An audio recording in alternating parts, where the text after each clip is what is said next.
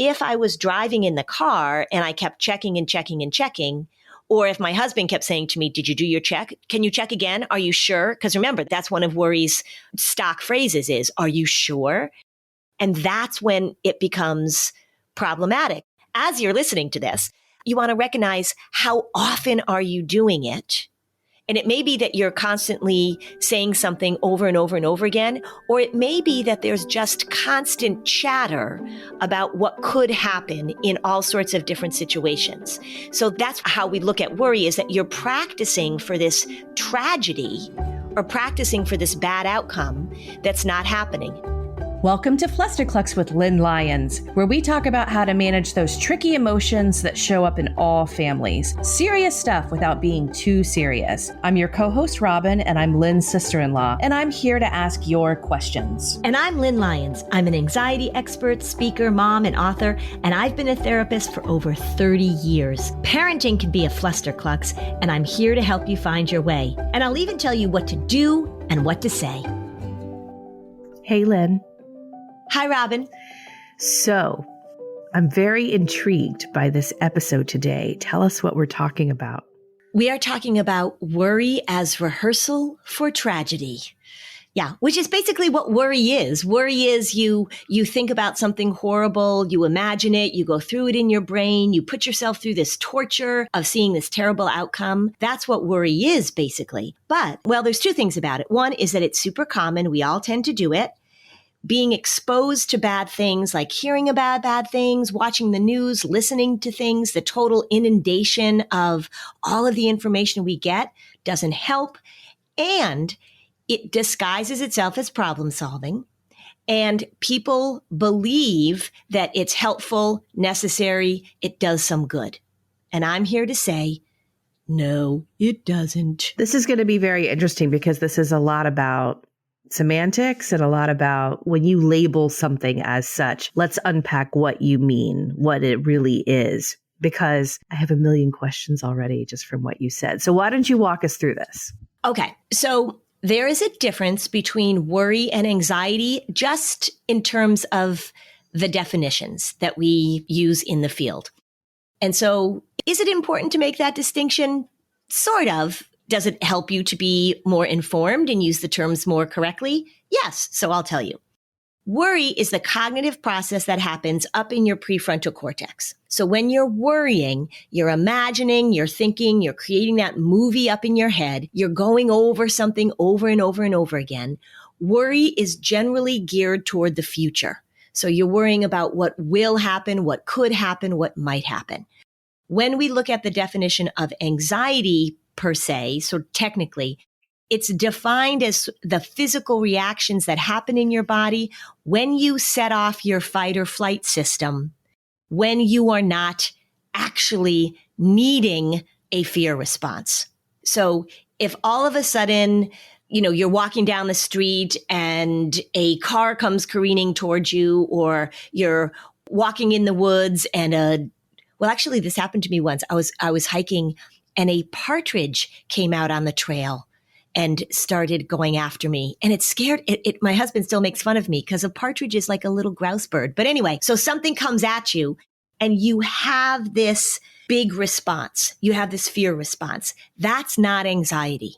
Anxiety is when you have the fear response because you're imagining something or you're overestimating the problem. David Barlow's definition, overestimating the problem, underestimating the resources to deal with it. So that's what it is. It's that your body's responding to the grizzly bear, or your body's responding to you thinking about the grizzly bear. Right. Or your body is responding to the actual daddy long legs, but the daddy long legs is not a grizzly bear. But you're acting as if it is this dangerous thing. So an example of that might be just like a distant thunderstorm. So there's some rumbling thunder in the background, or even a black cloud that's coming across. You're responding as if lightning has just hit your house, but it's just some rumbling in the distance, or it's a black cloud in the distance without any even thunder or lightning. That's the overestimation of the problem. Correct. Which is why you also use a mantra, which is very great. This is not an emergency, because you're sort of telling your brain, no grizzly bear and lightning did not strike my house. Right.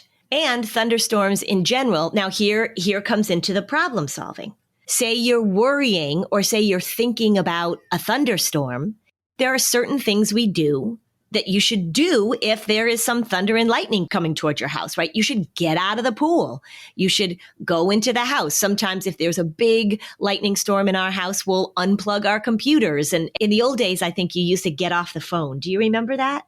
Yes. When you were little, was that thing like get off the phone and don't take a shower, right? So I don't know how many people have actually been struck by lightning while they're talking to Aunt Gladys or where they're actually in the shower. But what we want to think about is this worrying that happens and how it actually sets off an anxiety response. Remember, because the poor little amygdala is just hanging out there waiting for some data.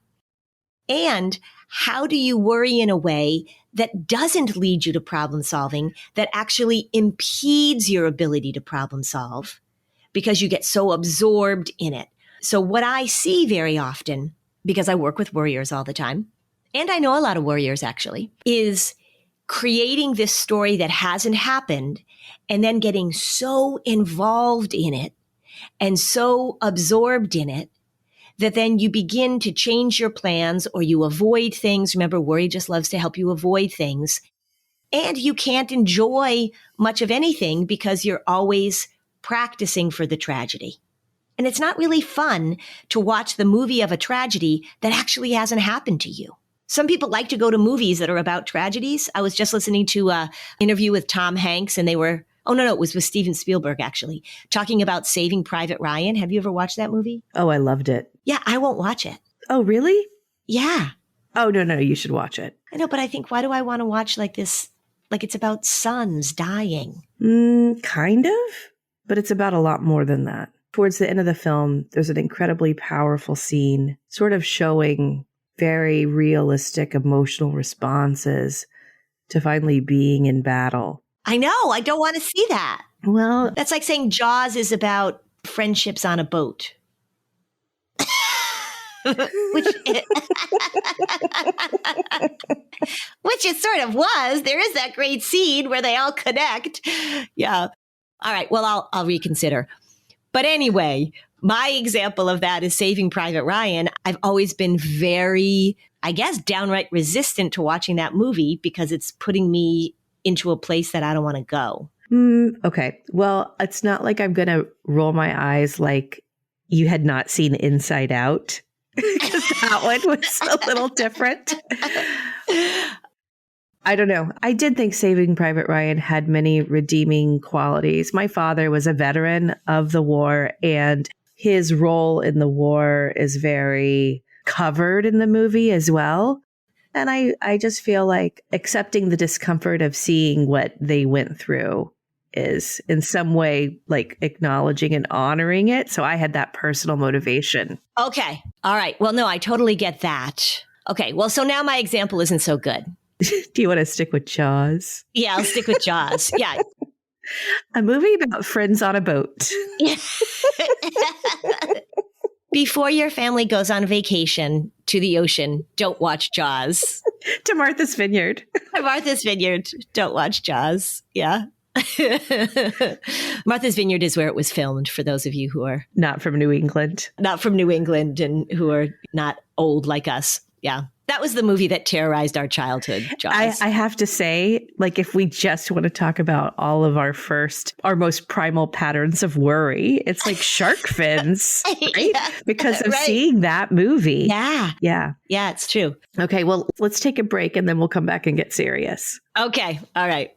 It's a brand new year, and Every Plate is here to help you achieve all of your resolutions. Every Plate helps you save money with delicious, affordable recipes delivered to your door. Plus, if you're looking to cook more, Every Plate helps you expand your cooking skills with easy-to-follow recipes, and you can whip them up in just 6 simple steps. It's going to be a great year with Every Plate. And I have to tell you, we have been subscribers in the fall, and what it has done is really distributed the labor of meals in our household. The steps are so easy. Even my 11-year-old son can actually make dinner now. Grocery bills are going up. Every plate is 25% cheaper than grocery shopping. Start the year on the right bite with Every Plate's newest meal preference, Nutrish and Delish. And it features around 650 calories or less. Each wholesome, satisfying dishes help you stay on track with your goals without all the guesswork. Skip the takeout. You can keep your commitment to saving money and get Every Plate delivered instead. It's 58% cheaper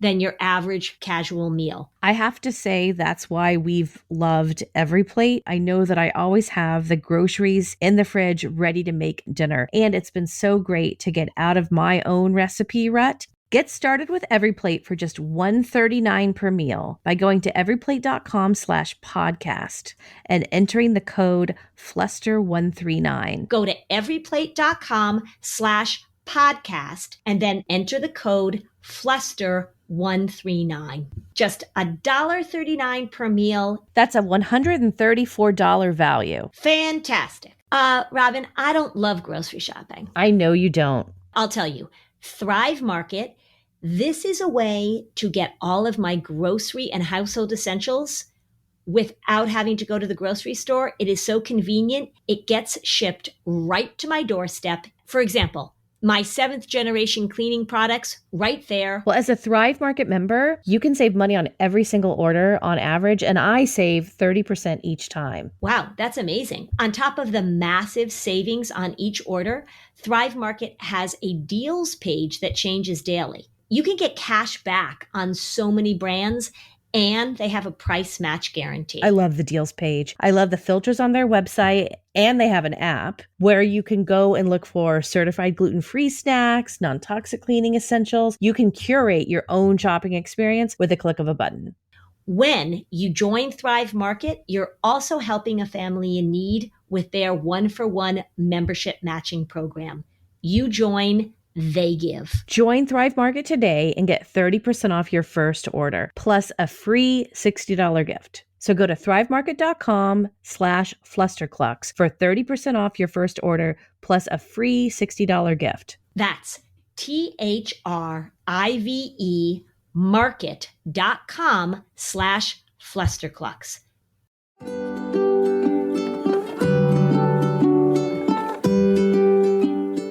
Okay, we're back. Robin, if we're talking about worrying and we're talking about how it gets in the way and how it's rehearsing for tragedy, how it's putting you in a place that is a hard place to be, a difficult place to be, what we want to differentiate is when is worrying helpful? And when, if we're talking about semantics, when is worry actually problem solving? When are you thinking ahead? Like I've said, the thing we said to our boys all the time was think one step ahead.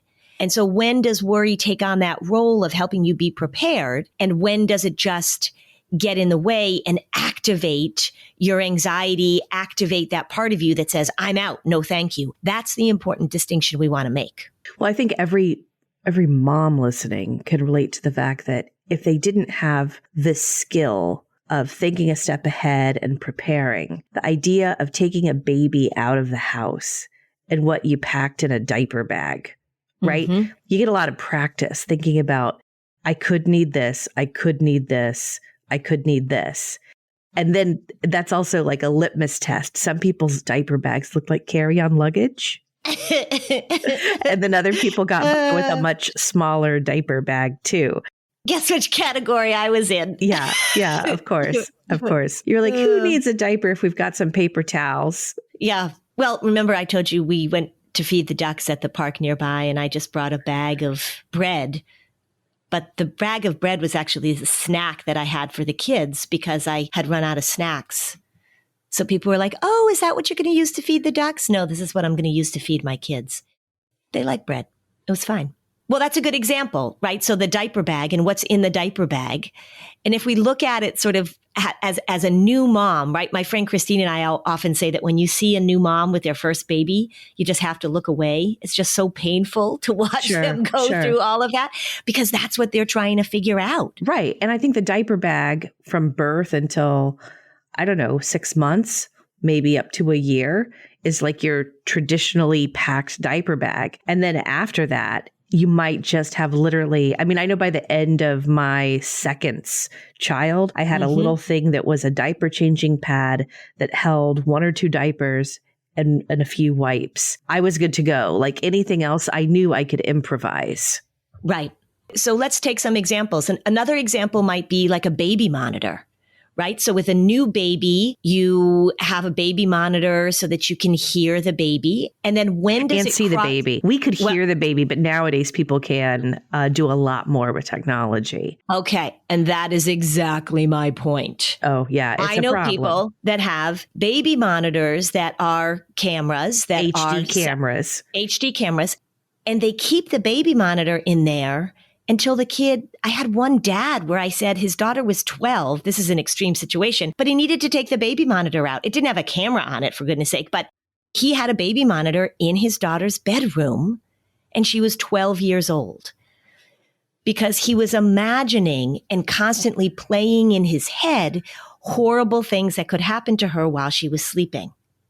Wow. Now, the argument for people engaging in this kind of worry, in this kind of rehearsal, is that what's the downside? That's the argument that they make. Because if you can do something that is going to prevent a bad thing from happening, then why wouldn't you do it? And that's what he said to me. Why wouldn't I keep the baby monitor in her bedroom? Because if somebody does break into her room to steal her, I'll hear it. Why wouldn't I do that? It's a simple thing that I can do to prevent this tragedy from happening. So why don't you do that? Here's the reason. Because you are consistently telling your children and showing your children and telling yourself that the world is a dangerous place.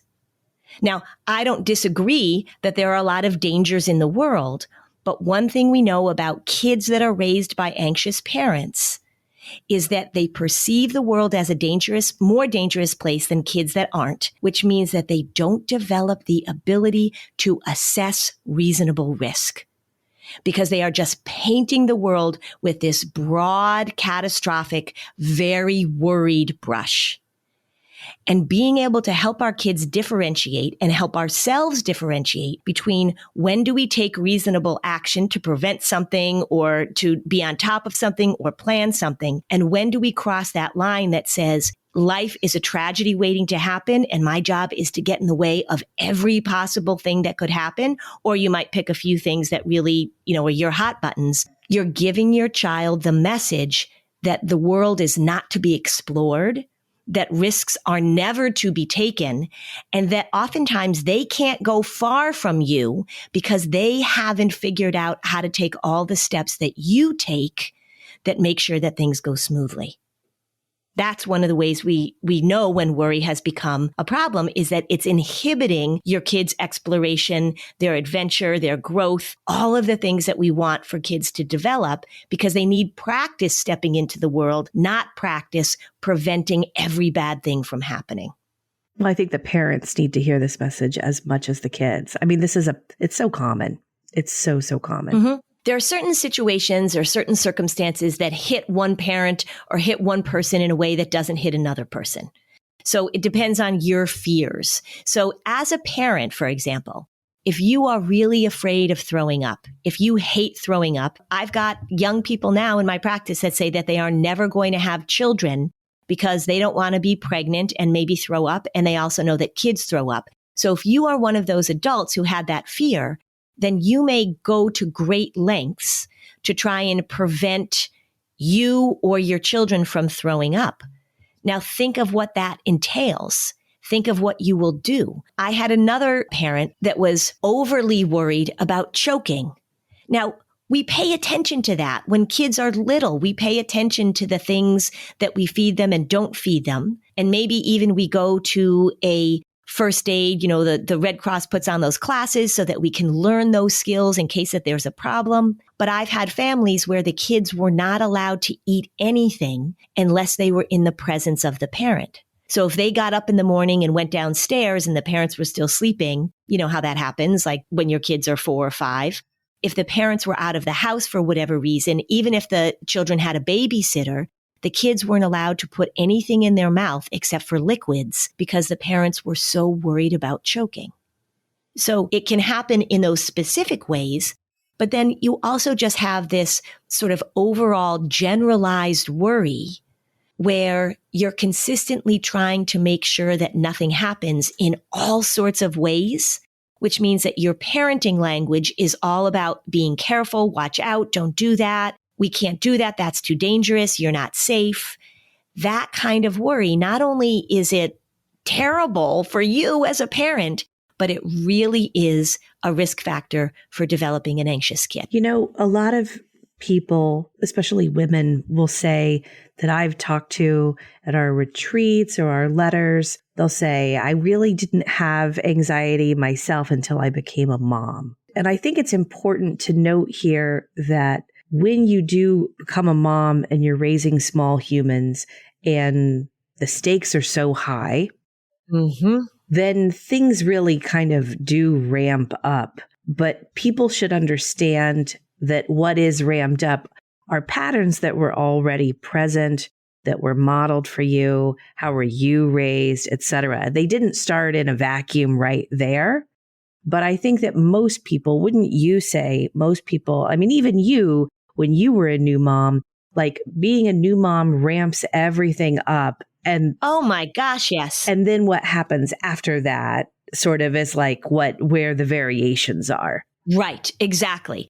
And I'm not saying that as a parent, you're not going to worry, because worry is a part of being a human being, because we have this capacity to imagine things that haven't happened. That's why we worry. But for sure. So the worry shows up. You're a new mom, you're worried. And then it does depend a lot on the people that are around you. Who are you parenting with? What are your role models for parenting? Who are you going to for advice about your parenting? Right. Partners and grandparents and aunties. Friends and who's modeling how to manage all of this new worry. Right. It's going to matter. Right. I'll give you a good example of it going too far. And I think this is an example from my brother. Not that I think he told me this. Your husband. I think he told me this, but I'm not sure. I can't remember. Let me tell you an example of something that went too far in your family, Robin. In your family. Yeah.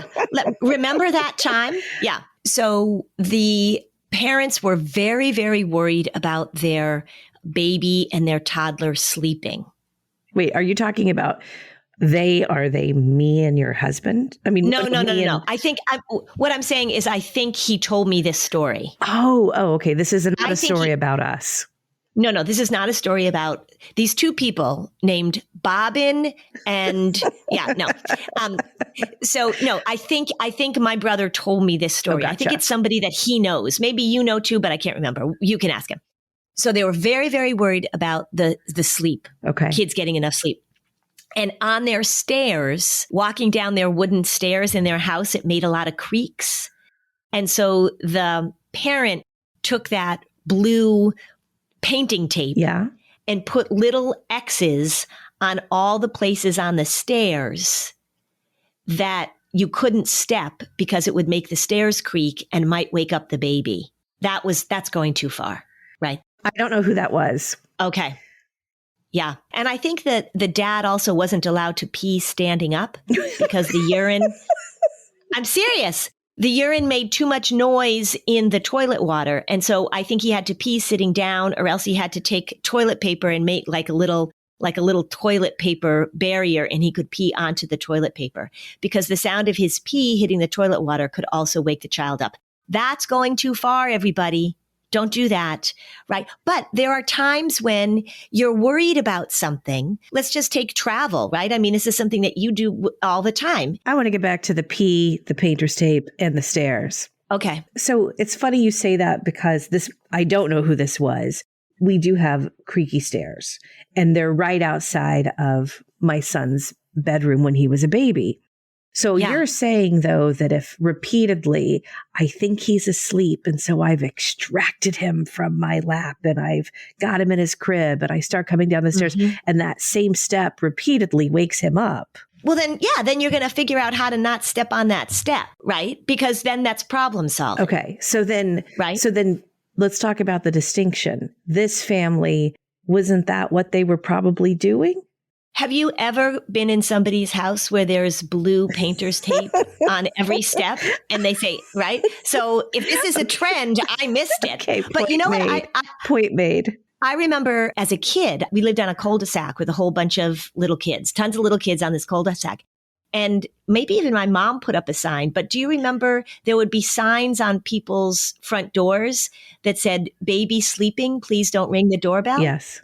Right. And I think now we don't, the drop in doesn't happen as much as it used to, but that's good problem solving. If you ring the doorbell, the dog is going to bark and the baby's going to wake up. Right. So it's a matter of problem solving. It's just a matter of degree of how much you practice something. Here's another distinction too. If it's something that's likely to happen, if every time you step on that creaky step, your baby wakes up or somebody rings the doorbell and the dog barks and wakes the baby up, then you're going to take some action. It's sort of like you were talking about how your son tends to vomit in the morning when you go to the airport, when you go to the airplane. And so you take some steps to sort of deal with that, right? Yeah, I have a puker. Yeah, you have a puker. And he pukes. Right. It's bizarre, but like if we have an early morning flight and we have to wake him up before 6 a.m., guaranteed he has to throw up at the airport. Yeah. But he also, I didn't even know that being afraid of puking was a thing until we were doing the podcast and talking about it. So I learned it was a thing. So the first time he did it, I was on offense of like, oh, how annoying. Oh, like played it cool. So now he literally can walk down a terminal, go, oh, I think I'm going to puke, walk over to a trash can, puke in the trash can, and keep on walking. Right. So you've problem solved, and maybe you have, I don't know if you carry with you a bag just in case or whatever, but you've problem solved. But the worrying, which would be the example of practicing, I was just talking to somebody actually who has to fly to a wedding. It's a young adult, and she's nervous about flying. And she said to me, like, when you're on a plane, babies are crying, people are puking. I was like, sometimes a baby cries, but it's not like you're sitting on there and you're like on a, It's not like people are throwing up all around you either. Yeah.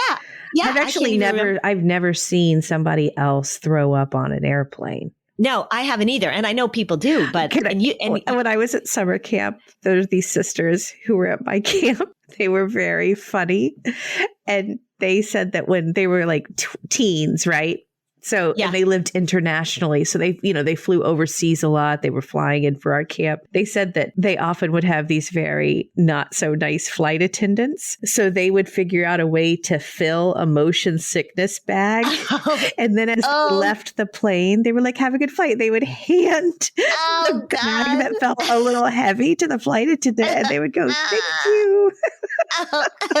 Bye-bye. Bye-bye. Oh, bye-bye. Just made me think of that. Oh, God, that's good. Well, I have another travel example, actually. So although my son is a champion puker, I've referenced a trip we just took in another episode because we saw this girl sort of really freak out and have an internal battle about the water slide.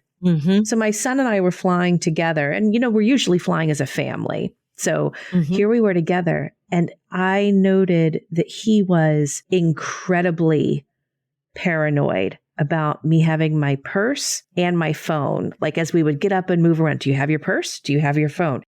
One time I was like, okay, yeah, I've got it. And then he's like, zip up your purse, because his father's always saying, zip up your purse. So he's seen that modeled. So he's like, zip up your purse. And then he would also just like take my bag and make sure everything was all set. In fairness, the four of us were flying on a plane, and he put his phone in the bag from the food court. Yep. And then eventually that food court bag ended up in the trash. So when he was like, I can't find my phone. And then they came to tell me we can't find our phone. I was like, you know what? Maybe it's in that bag you had me give the flight attendant. So the phone was retrieved. So he had that happen where he almost lost his phone. but he was being crazy attentive about me always having, do you have everything you need? Do you have everything you need? Mm-hmm. So I knew I needed to say something to him. Mm-hmm. Because it went over the line. It went over the line. You gave me a great example, not me, but you said something in another episode where I said, and you can tell me what else I should say, because I have a feeling this is still with us and I'll need to work with him again on it. Mm-hmm. But I said, look, I know you lost your phone before and we had to find it, and that would have been a yucky situation. Mm-hmm. But there's a difference between taking it too far. It's fine to recognize something could happen, but problem solve and let it go. So for example, there's a difference between you and I have just left the doctor's office and I want to check and make sure my phone is in my purse. I've checked to make sure I didn't leave my phone on the counter at the doctor's office. But if I were to keep checking that my phone was there, exactly, that's wackadoodle, right? Right. Yeah. And so before I leave the house, like when I'm going to go speak, I have this black bag that I carry with me, and it has all the stuff in it that I need to speak. And we just do a check. And my husband says, just do your check. And I know what I need to. I need to have my laptop, my power cord, my dongles, my wallet. Like I just do that quick check. And that is problem solving. If I was driving in the car and I kept checking and checking and checking, or if my husband kept saying to me, did you do your check? Can you check again? Are you sure? Because remember, that's one of worry's stock phrases is, are you sure? And that's when it becomes problematic. As you're listening to this, you want to recognize how often are you doing it? And it may be that you're constantly saying something over and over and over again, or it may be that there's just constant chatter about what could happen in all sorts of different situations. So that's how we look at worry, is that you're practicing for this tragedy or practicing for this bad outcome that's not happening. So if something has happened, like somebody has just thrown up, or you did throw the phone in the trash, or you did just spill water on your laptop and ruin it, then it is absolutely normal for a period of time to be kind of vigilant about that, to pay attention to that. So when bad things do happen, either big bad things or little bad things, it is absolutely normal for kids and for you as a parent to put some extra attention toward that. But what we're looking at is this pattern of consistently rehearsing, seeing the horrible thing, imagining the horrible thing, and then acting as if it's about to happen, or it could happen, or it's going to happen, and then talking to your kids about that bad outcome all the time. That's what worriers do. Let's take a break. And when we come back, I think we should talk about the less mundane worries too. Mm-hmm. I have a really good example that I'm going to give you of somebody who worked through this.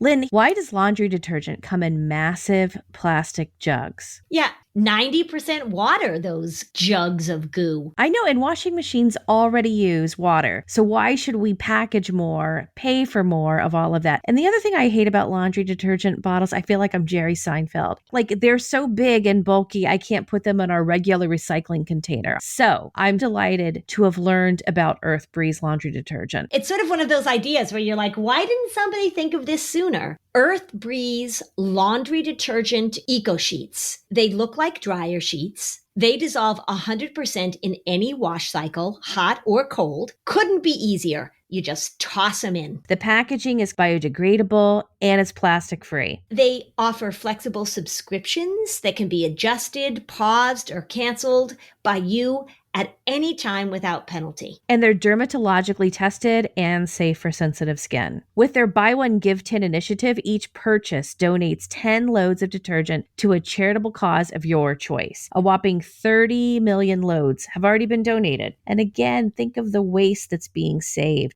I'm telling you this, but you really won't know until you try it. If you don't like it, Earth Breeze will give you a full refund. You don't even have to send it back. They're confident you'll love it as much as I did. Right now, Flusterclux listeners can subscribe and get 40% off. Go to earthbreeze.com/Flusterclux to get started.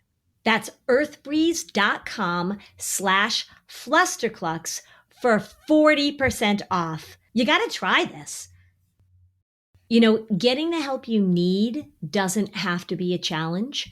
Talkspace is so convenient and accessible. You can get mental health care with or without insurance to fit your needs. Because when you work on yourself, you're going to see and feel positive changes in all areas of your life. Take it from me. I talk all the time about strengthening your relationships and giving you a more optimistic outlook on life. Our listeners are so committed to working on themselves, strengthen their relationships with their family members, who could really do this without therapy too. Here's where Talkspace can come in. And it's the #1 online therapy platform with thousands of licensed therapists trained in over 40 specialties, including anxiety, depression, relationships, and more. And your therapist can help you set and achieve your goals. The thing about Talkspace is that it's mental health care that meets you wherever you are. It eliminates the need to commute to appointments, miss time at work, line up childcare. Instead of waiting for an appointment, you can send text messages to your therapist, let them know the issues you're facing in real time. And Talkspace is secure and private using the latest end-to-end bank-grade encryption technology. So it stores client information complying with the latest HIPAA regulations. Don't let the cost get in the way either. Talkspace is in network with most major insurers. That means that insured members, on average, pay a $20 copay or less. As a listener of this podcast, you'll get $100 off your first month with Talkspace when you go to Talkspace.com and use code FLUSTER. To match with a licensed therapist today, go to Talkspace.com and use the code FLUSTER to get $100 off your first month and show your support for the show.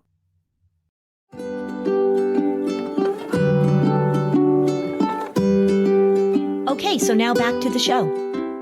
Okay, so Robin, before we went on the break, you said, let's talk about the not so mundane things that people worry about. So are you thinking about something in particular? I think about my own patterns of this are always related to the news. There's not really things I have a lot of control over. Right. So I don't know. I also want to interject a little bit for people who've been listening to the podcast a while. I sort of self-describe myself as a catastrophizer. But after having read the Anxiety Audit, and we actually talk about this in our upcoming book club that we're going to do for the Anxiety Audit. But there's actually sneaky plug. Well, inadvertent, but there's a distinction based on how far you take things. And so I realized I'm not a catastrophizer because I don't let my worry lead to the point where I stop the thing, right? I do a lot in the world and I don't really let my worry prevent me from doing things. But that doesn't mean it doesn't give me a good run for my money in my head occasionally. Yeah. And it does. I mean, that's the important thing. And when you say listening to the news, it was funny because before we got on this, my husband said, what are you guys going to talk about on the podcast? And I said, we're going to talk about worry. And then we had a good laugh, like, ha, ha, ha. Oh, what a great topic. But I said specifically talking about how people rehearse tragedies and how it goes too far. And he said, it's the news. It's when you watch the news. He said, the more that I immerse myself in the bad things that are happening in the world, the more that I will worry about what I hear on the news, right? You hear about something bad happening to a kid, or it even happens in our own lives. You hear somebody getting diagnosed with cancer. And so you worry about that. You hear about somebody, me, I'm a biker. So I hear about somebody getting hit by a car on their bike, and I will be more conscious and worrying about that. So it's very normal for us to worry for a period of time about something that we heard about, something that happened. Well, I have to tell you, so this is we'll have to do another postscript of our anxiety and marriage episode. Yeah. So the news this week has been about choosing and finally selecting a Speaker of the House. Right. And so I said to my husband, we're in the bathroom brushing our teeth. And I said, this prolonged process, I confess, I'm starting to I said the word catastrophize in this sentence, but I don't mean literally. I was I'm starting to catastrophize a little bit about what the implications of this could be. But he just turns to me and he goes, well, good luck with that, and left the room. But it was so great because, he's like, well, I know this pattern. Yeah, right. He's just he's like, good luck with that. It was so funny. But I laughed and I actually stopped thinking about it. And it was a great moment, that I think we have worked towards. Well, I had an interesting thing happen with that too, because I was also paying attention to this. And I have been trying to stay off Twitter. I mean, there was a period of time where I was really on it a lot prior to a previous election. And so I was looking at Twitter a little bit. And man, I found this thread that was so unbelievably catastrophic. And I was reading it. And I was like, oh my God, that could happen. That could happen. And I stopped myself. And guess what? It didn't happen. The thing that they said that was going to happen didn't happen. So we get lessons all the time that the things that we're catastrophizing about or worrying about don't happen. Yes. The thing that makes this hard is that bad things do happen. Right. So the thing I want parents to hear is bad things happen. They do. Tragedies happen. Little bad things happen and big bad things happen. The point of this whole conversation is that you don't have to rehearse the bad thing happening when it hasn't happened. So putting yourself through that whole scenario, putting yourself through it emotionally, as if you're having a bad dream, as if you're watching a terrible movie of your own life, that's the place where we want to pay attention, because it really is torturing yourself. Sure. For people who do have this pattern where it does torture themselves a bit, and to the point where it shapes their daily choices, how do you break out of it? I think that's what you were going to tell us. Yeah. Well, I'll give you a good example because I just had a conversation with a lovely person about this. Here's what happened. I'll give you this example. So this is a young woman who's in college, very capable, very high achieving, very perfectionistic. And she's been working on this. And she was telling me the story. We were talking about worrying. We were bringing up this example of being able to handle something when it happens, because she had just gone through finals. She had just gone through her exams. And she had handled it really well. And I said, can you think of an example of that you've done in the past? Because you're really getting the hang of this. And she said she was a runner, and she was a very good runner, going to big meets, etc. And right before a huge end of the year meet, she pulled a muscle in her leg. She injured her leg. And she couldn't compete in the way that she wanted to compete. But she handled it because there were some modifications that she had to make to her schedule. There was some modifications she had to make to her training. But she didn't know when she got to the meet whether or not her leg would hold up. And I said, okay, so walk me through how you handled that, because that's quite a success. She said, so I hurt my leg. She said, you know what? The thing I worried about as an athlete running, this was my biggest fear. I thought all the time about, what if I get hurt? What if I get hurt? What if I get hurt? What if I can't compete? What if something happens? And she said, and then it happened. And what I realized was when it actually happened, it was totally a bummer, but I went into problem solving mode. Was I pleased about this? I was not. But she said, I surprised myself in my ability to think this through, to handle it, and to come out the other side. And here I sit, having gone through this experience, and it was tough, but it wasn't this catastrophic, devastating, horrible nightmare that I had worried about all that time. And it was really wonderful to hear her step by step talk about what she said to herself, which was, okay, this is a bummer. This happens. This is not an unusual thing to happen. Now I have to talk to my coaches. I have to get the treatment that I need. I have to modify my schedule.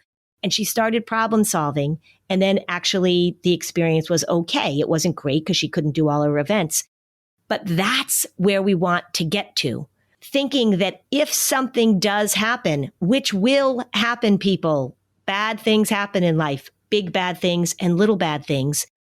If you can say to yourself and you can say to your kids, when something happens, we will get through it. We will move through it. This is when people experience loss, when they're in the throes of grief, when people get fired from a job, when people get rejected, when people get injured, when people get sick.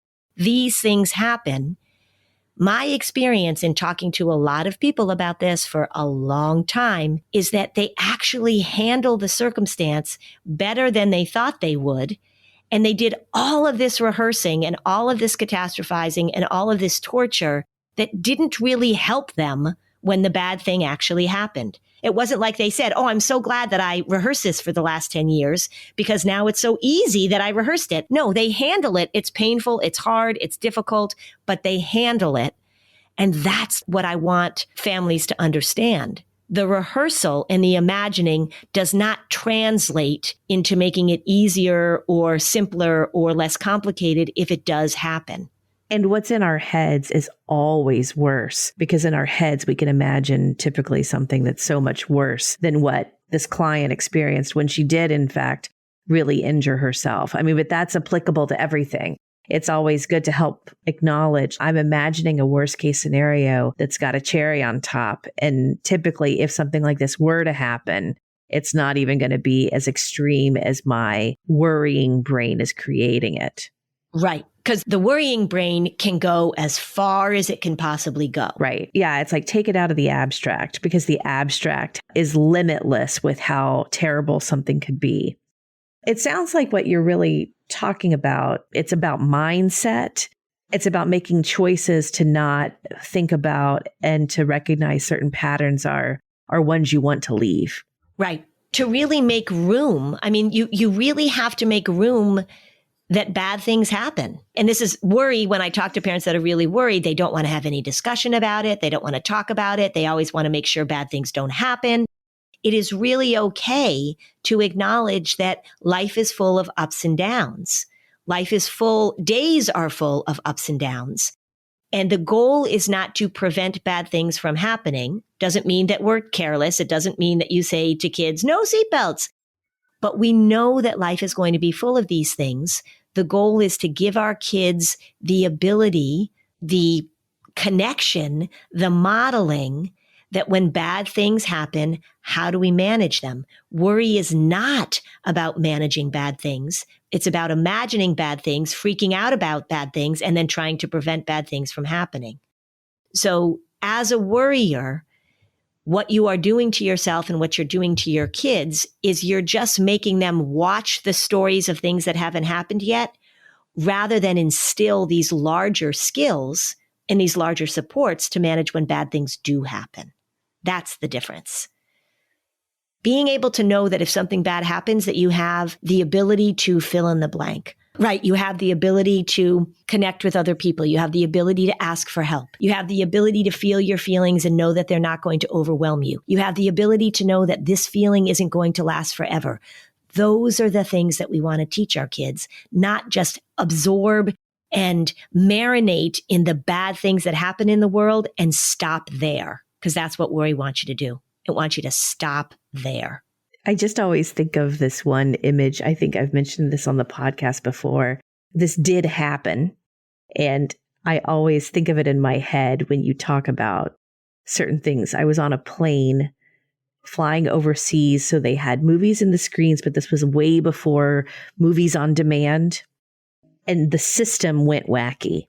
And this was in the 90s during Independence Day, the film about the war with the aliens.